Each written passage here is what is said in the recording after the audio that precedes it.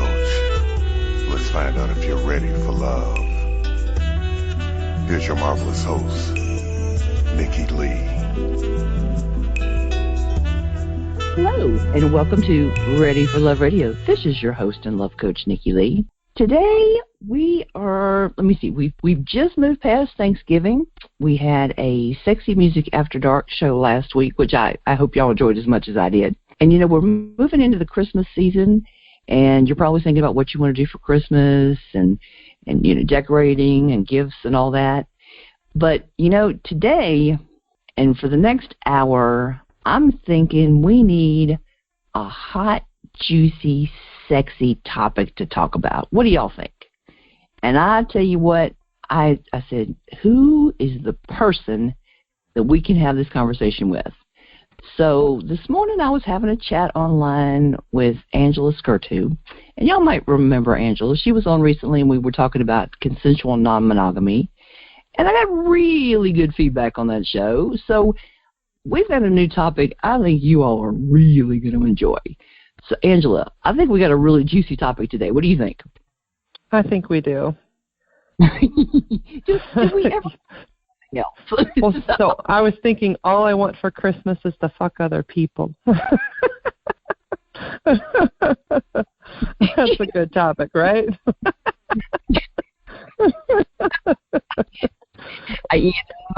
Yeah. Next time they hear that song, I bet you they're going to. So what's the topic, Nikki? Now, and people, when I say this, if they didn't see the promos and they hear this for the first time when I say this, they're probably maybe going to disagree with me, but I want you to stick with us and listen, because it's going to, if you listen to us with an open mind, I think you're going to get some really interesting information, and I think we're two good people to share it with them. What do you think? I think so. You'll learn a lot. I think so too. So we're going to talk about why more and more women are choosing open relationships. I said it, open relationships and consensual non-monogamy, which is what we talked about last time. To get this kicked off on the right foot, for people who may have missed the last show, and boy, if they did, they missed some really good stuff. And let me just say that on I've got this show on all kinds of podcast directories, and I've got it on my website. And on iTunes, which, everybody knows iTunes has podcasts, it is by far the top show being listened to on my iTunes page. So people are loving the topic. So, Angela, for people that don't know, what is consensual non-monogamy? Let's start there. Well, basically, it's couples or individuals who've decided that they don't want to be monogamous, but they want to do it in an honest and consensual way, in an ethical way. So the whole world knows about cheating, and the difference between cheating and consensual non-monogamy is when people cheat, only the two people having the affair know what's going on. But in consensual non-monogamy, everybody knows what's going on. Everybody agrees to whatever the terms are. How those terms are defined can be broad and expansive. So there's some people who are open to loving other people. There are some people who want it to be just casual sex. And then everywhere in between, there are people with long-term friends with benefits scenarios, or friendships that can sometimes be flirty. That's my new favorite term, is the flirty friends. We just kind of flirt around the edges, but we don't quite cross that line other than that. But there's quite a few people who are engaged in that as well.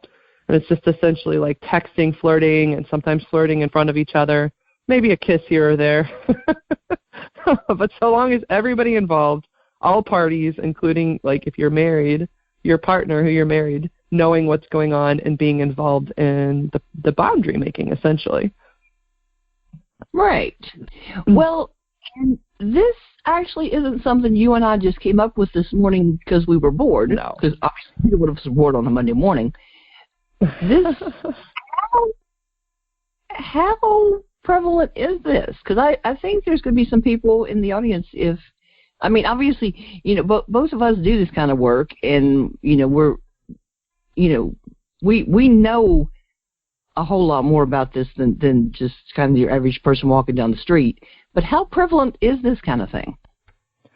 So the last research statistic I looked up said about 5% of the population, at least in the United States, is engaging in this practice in an effective way, meaning it's not like destroying their lives somehow, and they're willing to report it. However, there is a whole other percentage, and this is the part we can't really decide. There's a whole percentage that won't report for different reasons. Maybe their jobs. They don't, like, if you're in a position where you could lose a job or get in trouble for some sort of lifestyle like this, then they're not going to report. Or for their kids. If their kids or their schools found out, there are ways that schools sometimes can be judgy and churches can be judgy on that. And so we don't know what that percentage is, but I will say I personally am in the dating world myself now for the first time in a very long time. And I'm surprised at how often I hear that people are either open to being open or have been in relationships where somebody was open, or like even one of the guys I dated recently said everybody's secretly in an open relationship. They just don't talk about it because it comes up so often that it's more prevalent now than I think people are aware. And to be honest, I think most single people are some version of open anyways, because you're not tied down yet, to be fair. And honestly, I think a lot of people were long before it was a known thing. I mean, seriously. Sure. You know what I mean? People have been doing this for a while. Now they kind of have given it a term, and it's not even just recent. I mean, long ago, I think it was somewhere in the 90s, somebody came up with the term polyamory. There was always swinging. I don't know how long swinging's been around, but swinging's a version of it too.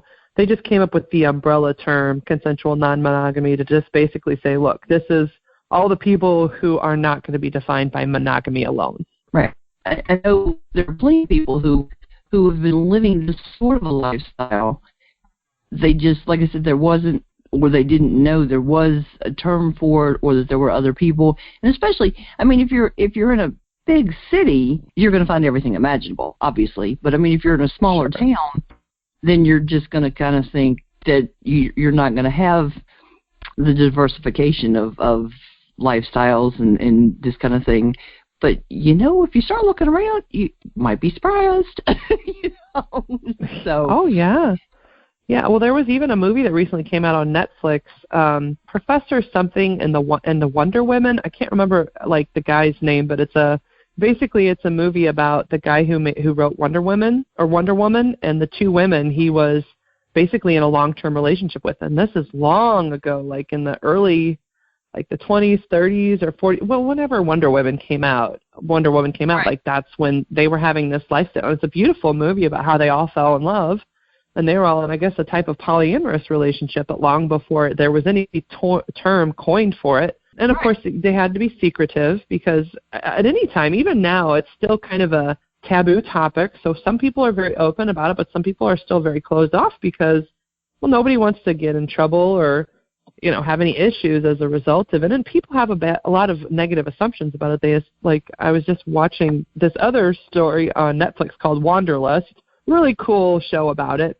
And when they told their adult kids, that one of them started crying thinking, does this mean you guys are getting a divorce? And no, it didn't. It just meant that they were dating other people and they wanted to be honest with their kids. But, there's a lot of misunderstandings about it. Right. It's a shame that you can't just be honest with the people you're closest to and have them accept. It's amazing the relationships you have that you can't have expectations of unconditional acceptance from people you feel you're the closest to. Nobody knows what to expect of it, really. I mean, so with marriage, I think people kind of assume what the expectations are. Even in a monogamous relationship, people kind of assume, all right, it's just us, and we're going to be exclusive, and I don't deal with anybody else. But so when you add these hijinks, people are just confused. What does it mean? Does it mean I'm not enough? Do you love me? Do you not love me? And, I mean, actually, that's the biggest thing that comes up in my office. I'm a therapist, too. When somebody wants to explore having sex with other people, their first thought is, why am I not enough for you? Right. But actually in the show, they came up with a really cool way of describing it. They're like, okay, say you've gone to the same restaurant again and again. It's a great restaurant. It's awesome food. And it doesn't mean you don't want to keep going there, but after a while, you get tired of eating that same meal again and again. And what's interesting is sometimes when you try a new meal, the new meal being another person, it's weird. It can bring energy back into the old meal. It doesn't mean you don't want the old meal. It just means you want a variety of flavor. Like, I like Indian food sometimes too. It's delicious. Sometimes you add new spice to the old meal. Come on, folks. No, how about some cinnamon and nutmeg? Who knows?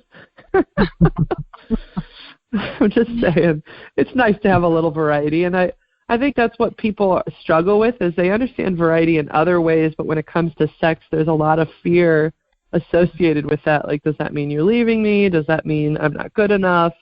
And I don't think that's the case. I think you can be good enough and still want another meal. Any restaurant, and I've written books about this, award-winning books about this. Even your favorite restaurants understand to stay relevant and to stay successful, they have to change their menus from time to time. You got to try new things. Well, I guess McDonald's does that all the time, right? They bring in the McRib and they take it away all the time just to make you want it more. You got to change things. This is but why. Even with their variety, though, they're still not. I mean, it's not that, so as a sex therapist, I do encourage couples to learn to change things up and explore new things and try new things. Don't get me wrong, but I mean, even with having tried a bunch of new things, they still can get a little bland. Like, you can look at that same bag of sex toys. I always tell people they should have a bag of tricks, right? So your bag of sex toy tricks, you can look at that same thing, and if you've used them 5 different times, it still can get a little stale. And I think you can only try so many new things before it's like, what are we going to do to spice this up in a new way? And the crazy thing is this new person can take that whole bag of sex toys and like they're brand new. It's the weirdest thing. And you could be having sex in the exact same way with a new person, but because it's a new person, it suddenly feels exciting and invigorating, and it changes the sexual experience with your current relationship. That's the weird part too. Well, and that's the reason too why the consensual part gets into it, is because you're sharing the experiences with your partner, not necessarily in the same room at the same time, but because you're communicating with your partner and everybody knows that there is something going on, you can actually talk to your partner and share that energy and share that newness and all those kind of things. When you've got that, of course, I can't remember the name of it right now,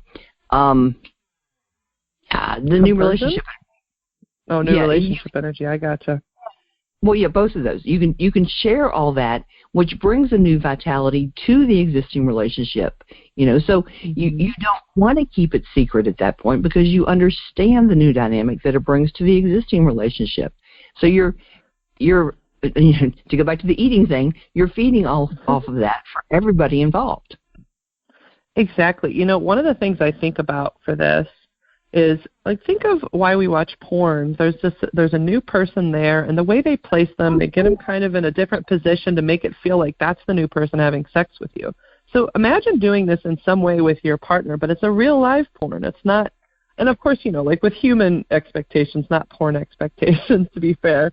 But like, have you ever imagined your partner being that porn star doing the wild, sexy things? What ends up happening is maybe you send your partner off to have sex with another person, or you go off and have sex with another person, and essentially it's like you feel like a porn star suddenly. You're doing this new thing, and then when you come back and share it, this new fantasy is exciting and engaging, and you talk about what happened and, like, what you did, and it's like you get to imagine your partner. This is the compersion part, in this new sexual fantasy experience, and it's exciting. It's dirty. It's wild. You're like, what? You did what? I never even thought about doing that. And that's the other cool part, is there are new things you learn. Most of the couples I know who engage in this suddenly learn new skills, new fun things to try that they never thought of, simply because they've always been with each other and never been with someone new for a long time at least.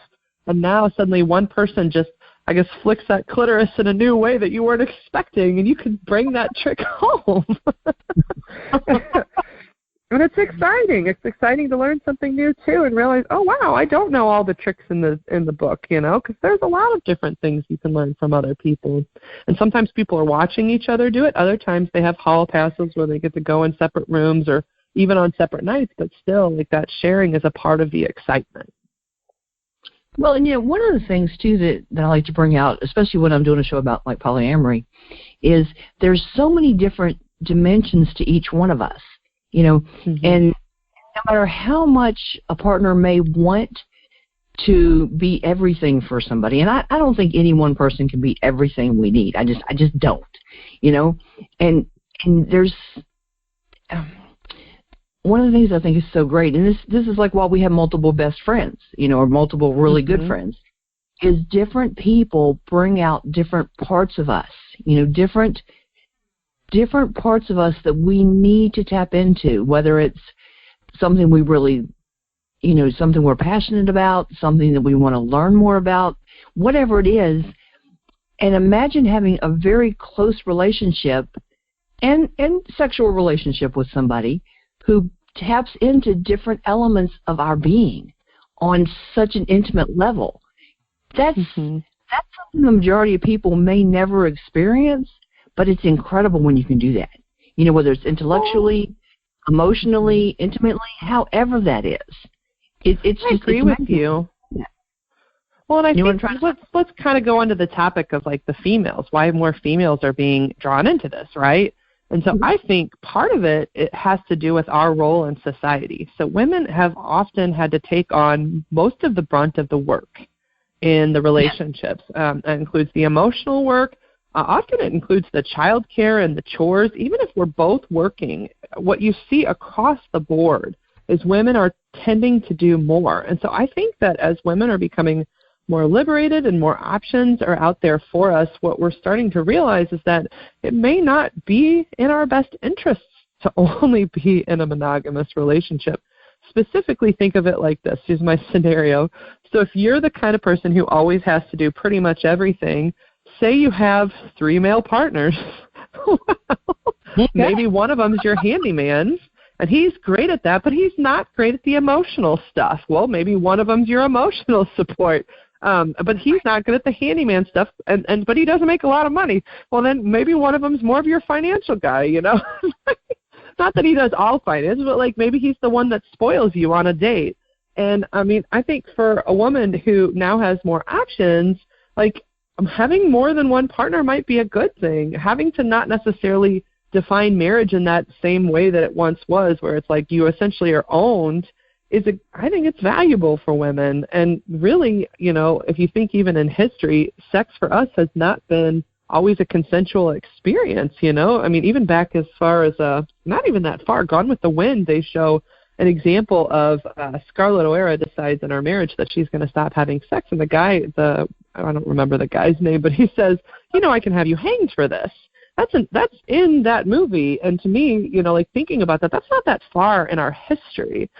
So throughout our lives, we've really had to kind of like do marriage it's been a job. Even sex has been a job for us in some ways. And now we get to have a choice. We get to have our own jobs. We get to decide how we're going to live our lives. And I think women just want more than the same old, I guess, marriage contract. Does that make sense? Well, I mean, I know people are going to disagree with me on this, but I mean, it won't be the first time on this show. But you know how much I like to make people think on here. But I mean, honestly, a whole lot of marriages are like a business. It's like, okay, you know, and I think women have a lot more choices and options now. But there has been a time, and there's been plenty of times where, you know, a woman was expected to get married. She was expected to take care of the home, to have children, to, you know, and if the man needed for business, to have dinner parties and put on various whatever kind of events or whatever for business. She was expected to put those together to do the entertaining. And in return, he provided her a home and, you know, bought her clothes and gave her a car and whatever she needed. He did that in return. That's a business arrangement, correct? It is. It's a business contract. Actually, marriage has throughout history been a business contract. We've kind of put a little bit of pressure on or a lot of pressure, because what originally had very clear rules, you described them very well, and even before then there was probably I mean, it was essentially your job is to be this person. We're connecting politically in some way, but like even for the kids, like, okay, have kids, but then beyond that, even the job didn't necessarily have to include sex at some point, like, because people were allowed to go get prostitutes back then.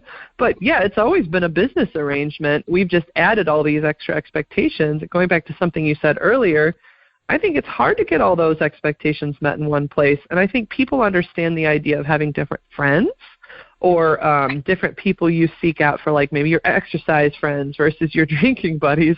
But like I do think people have a hard time seeing sex in the same way in relationships. That like, no, there's only this one person, they're the only one who's allowed to be there. But if you look across history, it hasn't actually been the case.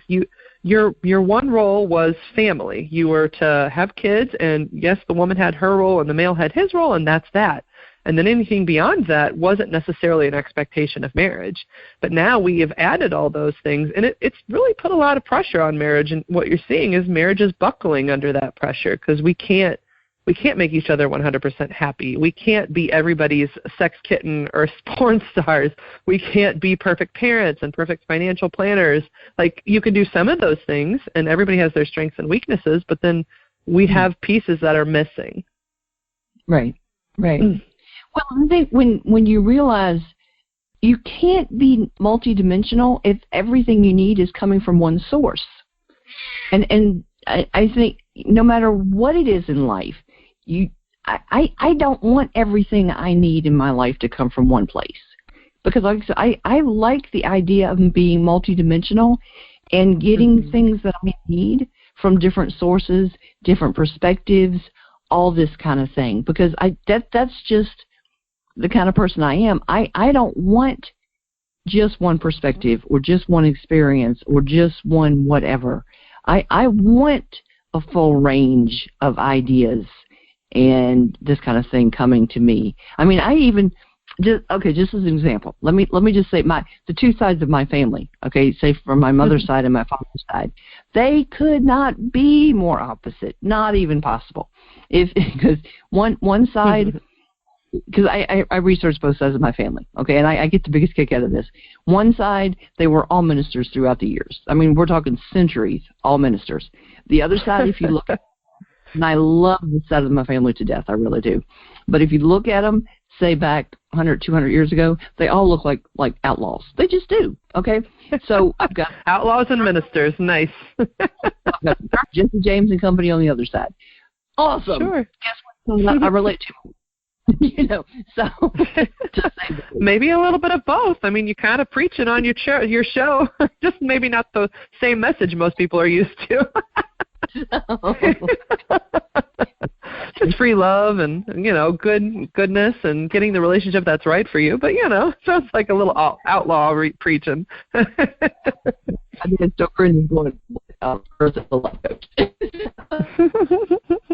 You need more diversity, I think, in your life. Because, I mean, and we even see the impact from people who don't have much diversity in their life and don't get information from different sources. I just think it's amazing the difference we get in our lives when we have broader perspectives and that sort of thing. And I know even some of the people that I'm closest to, if I put them up in a line of like 15 people, you would never pick out the 5 that were the closest to me. You would just there's no correlation between those people that you would ever pick them out as being close to me. You just wouldn't. Well, I agree with you, and like to me, like some of the most educated people I've ever met are people who are very worldly, who've kind of gotten out of their comfort zones, intentionally put themselves into those like fish out of water scenarios, where they're just trying to learn and grow and see something new. Whereas, the people who kind of stay in one place and never move or try anything new, they tend to just learn those things and not be open to those new ideas, but then not open to learning like new things as well. Like I'll see people who are more broad tend to have they tend to be more highly educated. You'll see that, But like especially when it comes to dating too, I think there's just so much you can learn from each individual, and and it's valuable. Like you said, we're multidimensional people, and like while one person can draw out maybe the romantic in you, another person can draw out the intellectual in you, and then another person can draw out a spiritual side that you didn't even know existed, or you did, but you just never bring out because it takes the right kind of person. Even with the spiritual, because I've talked on here, because I know when you say spiritual, some people just shut down. Because they're like, oh, God, religion, or God, church, But I've tried to bring on some of the things that I talk about, and in spiritual in itself can be so multidimensional. There's so many ways to tap into, even if you think you're an atheist, and maybe you are, maybe you don't believe in God, but there's so many ways to tap into yourself on a spiritual level that you may not even know you had, and that can even be through various people and various experiences that you never would have imagined. I can speak to that because I am on that atheist side, but one of the guys I'm dating right now is, he's in kind of like the astrology stuff, not like he guides every step that he takes, but like, he looks at the traits, and so he's a Gemini and I'm a Sagittarius, and we happen to look up, just the traits, like how compatible are these two. I'm like, all right, whatever, I'll learn something. And it was interesting how much, like how similar, like we've been having these really cool conversations where they just flow and they're so easy and natural. I'm like, wow, this is so weirdly easy and natural. And when we looked up the compatibility between the two signs, like it was describing everything about our conversations. Well, like the Sagittarius is fire, right? And so I've got a lot of ideas and I get excited, but then the Gemini is he's air, and so like they'll spread that fire and get you talking longer and like going in different scenarios. And I was like, oh my gosh, that's exactly how these conversations feel. And the funny thing is I had actually met a friend recently, a girlfriend, just a regular friend, just 3 months ago, and like automatically we felt like best friends. And I found out she was a Gemini too, and I was like, what in the world is with Geminis and me? Because like, and I feel that way towards both of them, where it's like you just feel like you go way back, and they're both new relationships.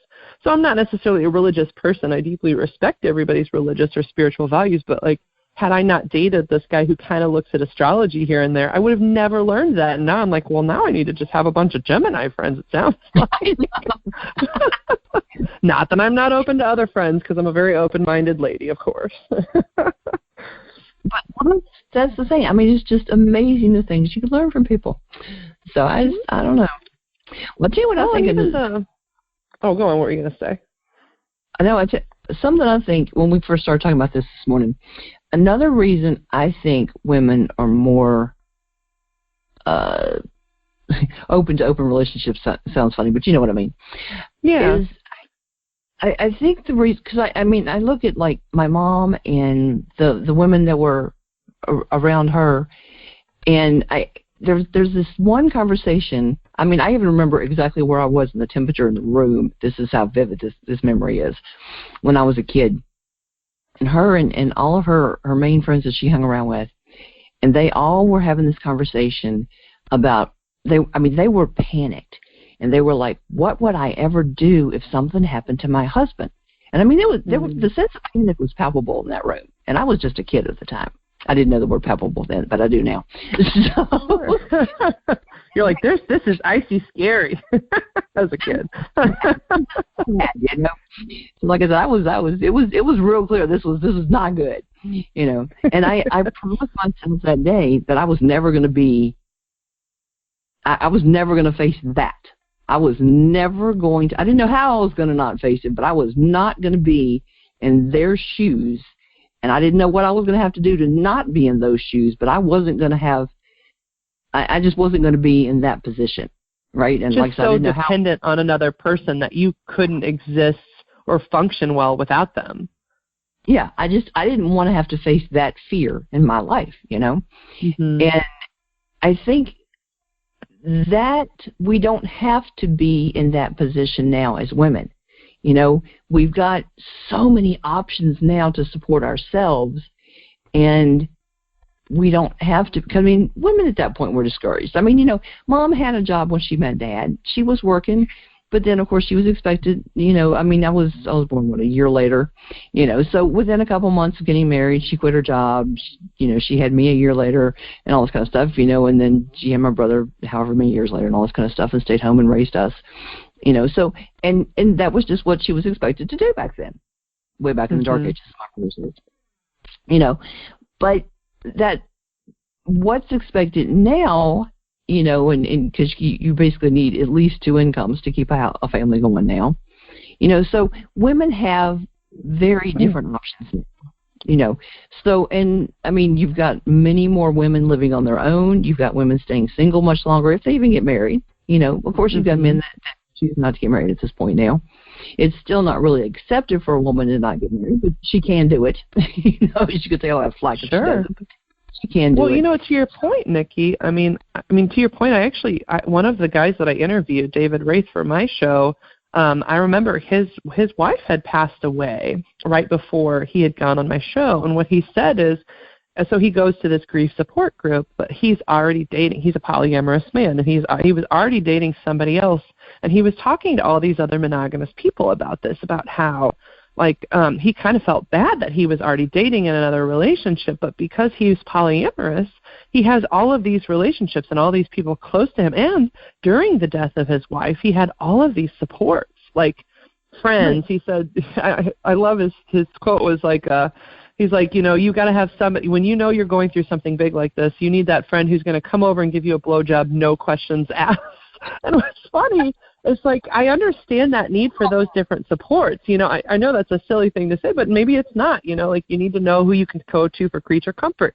And I know that even personally going through my divorce, being open and having a few resources has been helpful to me to not feel kind of like I have to be with somebody right now. I think even when you go through a loss like a death or a divorce, you really can feel like you're empty, there's nothing there. Those women you're describing, they would have nothing and they'd be starting over from scratch. But in the poly and the open communities, you don't have to start over from scratch. It's as though you've already had the supports all along. You may not end up in a relationship right away, but the reality is you don't have to rush into a relationship either, simply because you don't feel like you're getting that creature comfort, or you don't know where your next paycheck's going to come from, or you don't know, whatever it is that you don't know.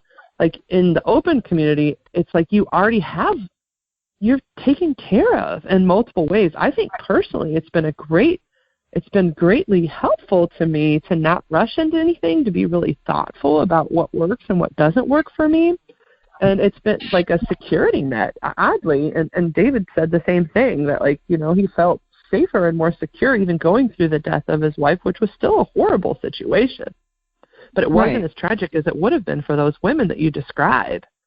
I had never thought about it, but it would be very, going through, it would be something going through the death of a spouse and being polyamorous. That would be a strange dynamic. Well, for him it was very helpful. He has many partners. He has across his life. His wife was too. But, and everybody knew that his wife was dying. And no, he said it was very special. I think actually what happens is polyamorous or open relationship people end up being very extroverted, and so they get to seek support from a variety of resources. And part of your support is creature comfort. Sex is a piece of a lot of our lives. For people like me, I'm a very sexual person, and to assume that I can't have that need met for a really long time just doesn't make sense. And for him, he's the same way, and for a lot of people we're the same way. But we don't want it to be in this kind of empty situation either. To me, I remember long ago dating when I was single, trying to do the whole casual, one-night stand thing, and those were not fun for me. I didn't like that. I would much rather have long-term relationships where people understand that it's not necessarily going somewhere, or it is friends with benefits, whatever it is. I'd rather have that than random casual stuff where you don't even know the person and you don't trust them. I don't know. And he said the same. It felt much more secure and safe doing both transitions with people and people who are willing to have sex with you. Putting it out there. Okay, there's another topic I want to talk about. Which one? Let's get to it, Nikki. I've seen women being shamed on Facebook for alluding to the fact that they enjoy long-term sexual relationships that aren't leading to anything other than just a long-term relationship with somebody that's basically just intimacy, sex, and basically just, I mean, it's not leading to marriage. It's not leading to moving in together. It's just a long-term friendship, whatever you want to call it, and it's basically just intimacy, sex, but it's not going to, they don't want to be married to the person. Totally get that. I no issues. I mean, I have seen just downright horrible shaming from other women about that. I mean, well, so let me tell you why it's a good idea. But you don't have to do this, but I'm going to tell you why it's a great idea. Let's talk about two things people have to deal with in marriage. Okay, so what you're describing is all the fun parts of the relationship, the romance, the sex, the having fun. Maybe you travel together. There's a future. It's just not the future that people are used to. But when you add things like living together and marriage, guess what you add? The work. And here's the work of a relationship. One part is chores, and say you're a very clean person and your partner is very messy and very chaotic or a hoarder. Let's just throw the different ones out there. There's a potential fight right there. Or let's just do finances. So that's, again, the work of the relationship. Say you make a lot of money and your partner doesn't make a lot of money, or you both make a lot of money but you like freedom and how you get to spend it and you don't want somebody telling you what to do or not to do. Well, guess what? If you live together or you're married, you have to suddenly, like, that's the business arrangement part of marriage that you have to figure out. In fact, when you divorce, you have to put together a book of financial information. You only sign one paper to get married, by the way. I love the difference here because it's one page and you send it off to the state and you're married. But to get divorced, it is a book thick of paperwork describing what's going to happen financially and with the kids. And it's exhausting to write. Anyhow, so that's another thing. It's the finances. Now you have to organize who's going to pay for what, when, where, how. And then there's a third thing if there's kids involved, and that is, okay, well, what if you're not on the same page about how you want to parent? One of the biggest fights I see couples having is should we or should we not spank our kids? And for the parent who is totally against spanking, who has a parent who is spanking, that is like a traumatic thing that they're trying to work through. And it doesn't always have to be that as the issue. All I'm saying is, like, there are so many different decisions when it comes to parenting. And I see more and more people who've gotten divorced deciding, you know what, I'm just going to live in my own space. You can live in your own space. Let's still be together. I want to keep all of the fun parts of the relationship. But you know what? Let's not share the work. And you know what? I see so many relationships that break when they add the work. And like, I mean, literally this week, there was a couple, they were the happiest couple you'll ever meet. And then they moved in together and their parenting styles were different and their finances were different. And then all heck broke loose and they were in my office and they were fine until they tried to change that. And I think to myself, you know what, do you have to share it? Like, really, if you can both afford your own space, I think you said in the message we were sitting back together, why don't you guys just like, you each have half of a duplex, you live near each other, but you don't have to share it all. And I know I am an OCD clean-like person, and so if I do not have a partner who is just as OCD clean like me, we are going to have fights. And, you know, I don't want to have to fight. I don't want to fight about it anymore. I just fought about it for 11 years, and you know what? It wasn't a fun experience, Nikki. It was not. So I don't know. I understand why the women don't want to do it. And actually, the relationships I see that are doing it are pretty happy relationships so long as both people can understand that going somewhere can still mean love, romance, travel, spending time together, but it doesn't have to follow that same marriage and moving in together track for you to be going somewhere. Does that make sense? Yes. Well, you can still be very supportive of each other. You can be there for one another if you need to, and that kind of thing. But it doesn't have to end in getting married or living together. It just doesn't. But yeah, it was so funny because I was sharing with you that even as a teenager, and Mom's reaction was priceless. I mean, I was 13, 14, whatever, you know, and I said, you know, if I ever get married, and of course that was shattering enough for my poor mom. And, you know, I said, you know, if I ever get married, I think we need to keep our finances separate, and we need to buy a duplex, and he can have his half, and I'll take my half. And I honestly, if I had told her I shot somebody, she couldn't have looked more stunned. She really couldn't have. Like, what are you thinking? But I still think it's a great idea. Well, you know what? Like, just even think about something as small as an introvert versus an extrovert. I mean, I don't think it's small because I'm a therapist, so I'm always paying attention to personality differences, but think about this. So an introvert with an extrovert. An introvert needs their own space. They need their own downtime. They need alone time. Essentially, an introvert, around people, they feel all of their energy is sucked up. But if you have your own two spaces, an introvert can retire to their own space. An extrovert can have a party the same night in their own space because they like people. But instead of trying to, like, mix and match and make some compromise that just isn't going to be perfect, you just do you. You share the parts of your life you want to share, and you don't share the parts that you don't. I don't know. I think it's the key, Nikki. I think everybody else is trying to fit a square peg into a round hole, if you ask me. But, you know, like, some people really do mesh well, and that's the thing. For those people who do, like, I definitely have seen couples that they rarely fight. They really are perfectly compatible in many ways. Although the funny thing with those couples is sometimes they have terrible sex lives. So they'll be great friends, great coworkers in some ways, like with the work of relationship, but then they'll come to see me because their sex life is bland and boring. And so in those cases, maybe they need to have sex with other people. Well, you know, it's amazing that the couples that helps. That you know, that they're great together in every way, and just they aren't meant to be sexual partners. So yeah, and it's hard because they are so compatible. They're like best friends, and they could never see leaving each other because it's just such a great relationship on all those other levels. But I think it's going back to this key thing is that we're multi-dimensional people, and if we really want every dimension covered, if it's too safe and secure, it's hard to get that rocky, exciting, sexy, adrenaline-pumped hotness that we want. But if it's too far on that side, then it's hard to sometimes that chaos doesn't transfer into that safe, secure relationship that everybody's looking for. And I just don't know if it's easy to get that balance. Yeah. I don't know. Yeah, have you ever had clients where they had all the other elements, but they didn't have the sexual side of their marriage, and then recommend that they try opening up their relationship and have it work? Well, so if they come to me and they say they're wanting to work on their sex life and they're not open to being non-monogamous, then I'm going to go with whatever path they're asking for.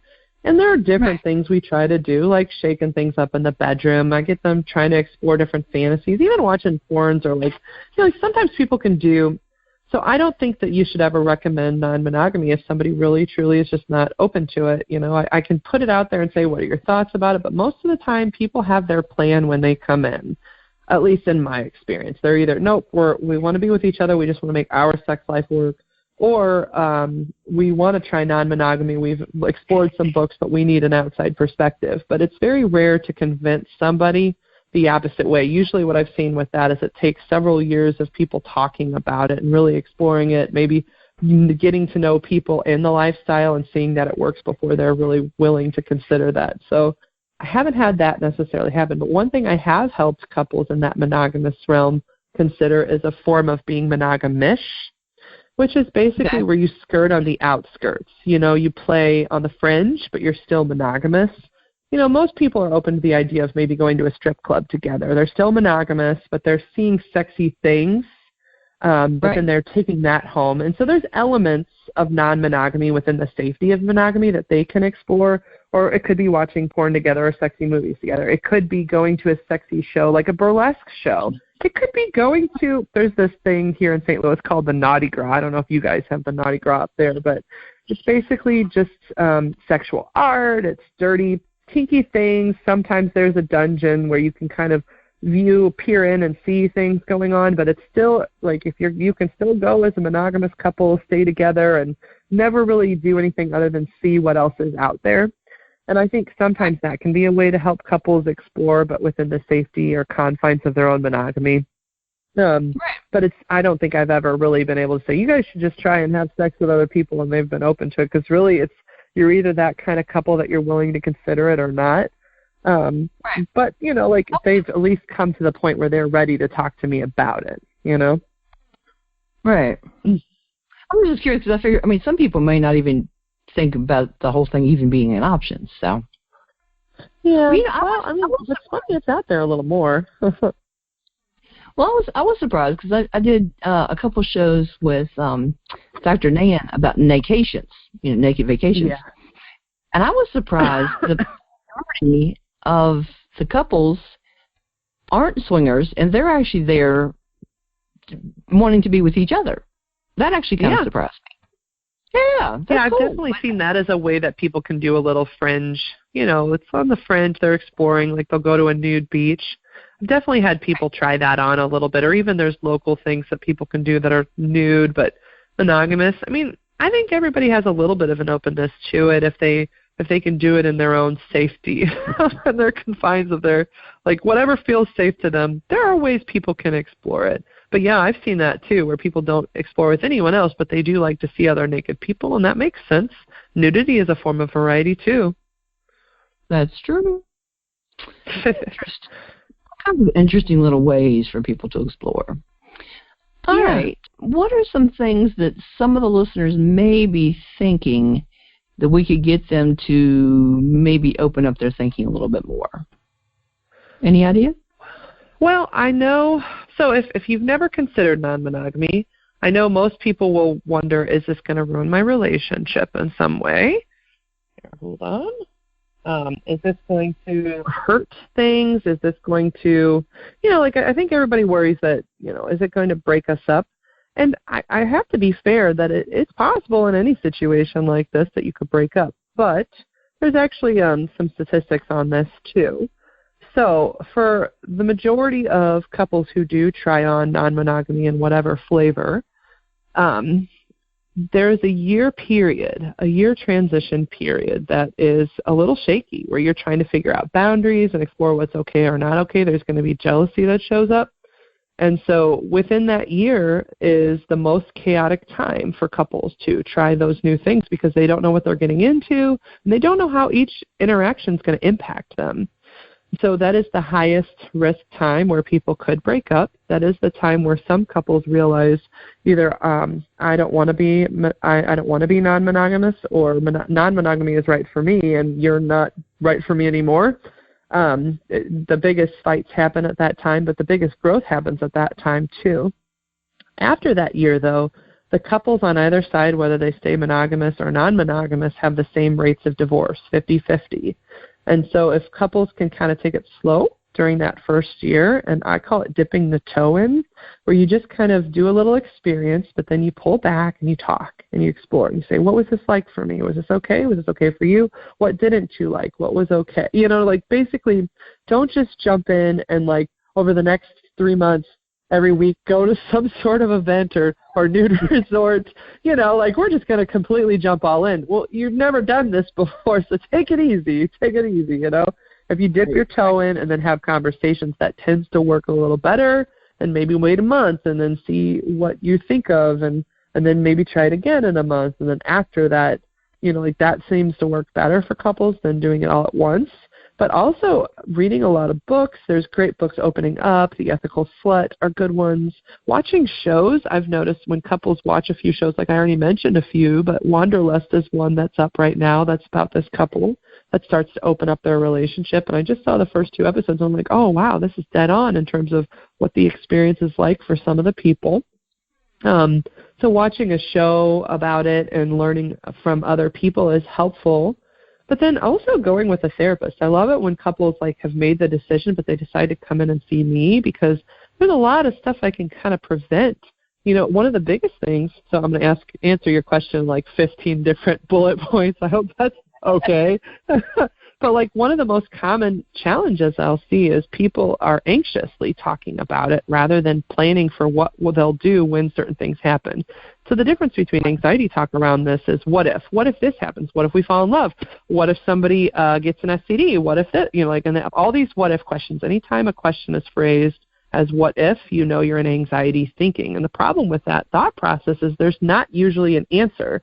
There's just worst case scenario thinking, and it gets bigger and bigger and bigger until you're so scared you can't even move. That's what anxiety essentially is in a nutshell. Okay? So what I get couples doing is saying plan thinking. It's not anxiety thinking. It's when somebody falls in love, how are we going to respond to this? When when somebody says, I don't want to use a condom, and you want to use a condom, how are you going to advocate for yourself? So it's not what if and giving the worst case scenarios, but it's like really consciously planning for when different scenarios will happen, because a lot of your what ifs are very real scenarios that can and will happen. For example, I had this couple, it's a throuple actually, 2 girls and a guy. I love that term, it's so silly, the throuple. So anyhow, like they started and it was all sexual, and that was the plan. It was only going to be sexual, but guess what? Someone fell in love, and then they were like, well, what if somebody falls in love? And it's like, okay, so when you fall in love, how are you going to talk about it? How are you still going to make the original couple? So it was a husband and wife that added a female, right? How are you going to still make each other feel loved and supported while this new love interest is starting? When these things happen, how are you going to talk through it? You know, it's not a what-if scenario. It's a win, because guess what? When you're having sex with people, you can fall in love. It's honestly, you feel the feel-good feelings, the I love you feelings for up to 2 days after you have sex with somebody. It doesn't matter who the person is. Now, after that 2 days, those feelings can subside, but if you're having regular sex with somebody and you also kind of are starting to like them as a person, guess what? You're going to fall in love. It's not that abnormal. But love doesn't have to be the end of any relationship. It doesn't have to be a threat to an old relationship. In fact, what's funny is we used Toy Story. I know this sounds weird, but Toy Story, the movie, you know, with Woody and Buzz Lightyear, was a great metaphor for how they could still both have a part in this person's life. So she was like, and the wife was like, oh, I'm Woody. And I'm like, yeah, you're Woody. And that doesn't mean Woody was just thrown. Actually, he ended up playing with both of them, and they're very happy together. And they both have his name on the foot. And it was silly, but, it did help, you know? No, you're not. It's not like I want to leave you suddenly just because I'm in love with this other person. I just love you both in new ways. That's funny. Well, it worked out. That is so funny. But like I said, as long as it works, right? Yeah, well, and that's the thing. Love doesn't have to be a stop to anything. Actually, love is think of how wonderful that emotion is, to love somebody and to feel that sense of connection and closeness. How can you value it and be a part of, appreciating it, you know? Can you appreciate your partner's love for somebody and say something along the lines of, wow, how is that feeling to be in love again? That must be amazing. I remember that feeling. It feels so great. It does. It feels exciting and intoxicating and scary as hell. It's wonderful. All those things. Well, and you know, understand your boundaries going in. You know, so that everybody's on the same page.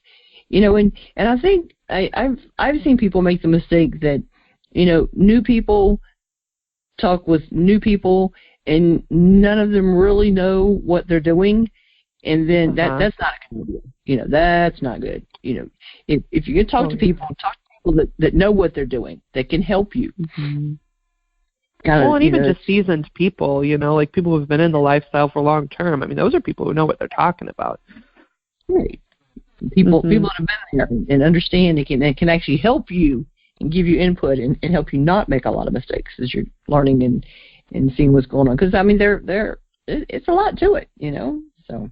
Well, and if you think about love in terms of an anxiety, I've been really connecting the two lately, because it's anxiety, right? So on the fun side, it's intoxication and it's an adrenaline rush. But on the side where you're waiting for somebody to love you back, or you're waiting for somebody to say they're going on a date with you, there's a lot of rejection and anxiety. And do you care about me the way I care about you? And so what's funny is love comes with a lot of it makes people want to act in certain ways. And actually, a lot of what I have to teach my couples is to not act right away as soon as they feel any emotion. To take some time, pay attention to what it feels like, but instead of acting right away, let's consider what the best course of action is with this. So you can love somebody, but then because you want them all to yourself, you can kind of be controlling in that situation, and that's not good for love. Everybody knows if you love something or someone, you're supposed to kind of let them go and be a little free. You know, it's not control every move. And so even guiding couples to get comfortable with the feelings of love and not necessarily acting right away. Because I think love's so powerful for some people that they feel like, I have to leave my partner right now. And it's well, do you? Do you have to leave them? Why? What makes you think that has to happen? You're in an open relationship. You technically can love both of these people and not do anything. You know, like, I don't think people consider all the options with love because they have this one path they've been taught. And think of all the marriages that have been destroyed because they fell in love in an affair, and they're like, oh, I have to leave my partner for this other relationship. Well, guess what? I see all those couples, and they're not very happy in that new relationship. In fact, that one has a lot of trust issues, and there's a lot of unhappiness because what was a fantasy has now become a reality because marriage work has added to the plate, and they're not happy anymore. To me, it's kind of crazy. No doubt. Yeah. My gracious.